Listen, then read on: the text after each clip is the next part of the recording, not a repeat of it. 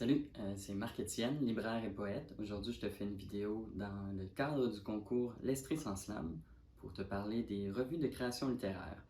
Donc, les revues de création littéraire, qu'est-ce que c'est? Ben, c'est des revues qui sortent périodiquement avec des textes envoyés anonymement.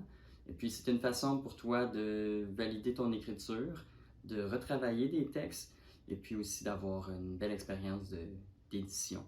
Donc, des revues, il y en a plusieurs. Je vais t'en nommer quelques-unes ici. Premièrement, il y en a certaines qui sont gérées par des comités dans des cadres universitaires. Donc, il y a la revue Le Pied de l'Université de Montréal, la revue Grands Espaces de l'UQAM, et puis la revue Cavale de l'Université de Sherbrooke. Bien que c'est administré par des élèves de l'université, les appels de texte sont toujours ouverts à toutes et à tous. Ensuite, d'autres revues qui sont avec la SODEC, on a Le Savoir, dont le siège social est à Trois-Rivières, la revue Moebius, aussi la revue L'Estuaire, et puis la revue XYZ, dont les appels de texte sont annoncés directement dans la revue, donc on doit se la procurer pour pouvoir participer aux appels de texte. On a aussi la revue Nix, qui est une revue indépendante qui va faire paraître son 18e numéro cet automne.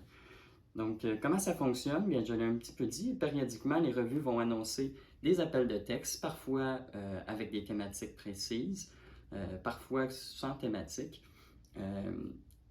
Dans le fond, souvent c'est un vers tiré d'un texte ou un mot.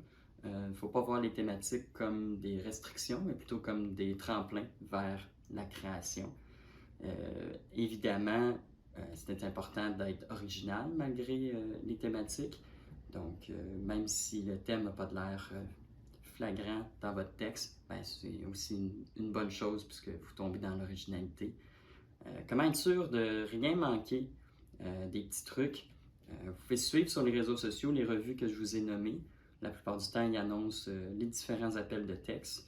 Ensuite, pour ma part, je me tiens un agenda des prochaines publications. Donc, je ne me fie pas juste aux événements sur Facebook. J'essaie de tenir une liste des différents appels, aussi avec les thématiques, avec les restrictions d'écriture, donc le nombre de mots, le nombre de pages.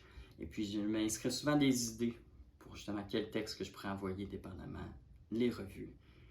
Donc, je vais terminer ça en vous donnant deux conseils. Premièrement, prenez-vous d'avance pour écrire vos textes. Ça va toujours bien paraître puisque vous envoyez des textes anonymes. Eh bien, c'est vraiment juste votre écriture qui vous distingue des autres. Donc, une écriture plus travaillée, ça va toujours bien paraître. Ensuite, deuxième conseil, ne vous découragez pas en cas de refus. Certaines revues vont recevoir jusqu'à 50, parfois 200 textes pour un appel. Ils vont en sélectionner 10 ou 12. Donc, c'est pas une raison de se décourager. Au contraire, on peut reprendre un texte qui a été refusé, continuer à le travailler et l'essayer dans un autre appel de texte.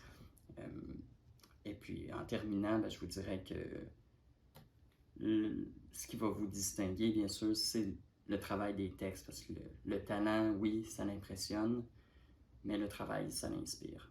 Donc, au plaisir de vous lire dans une revue littéraire très bientôt.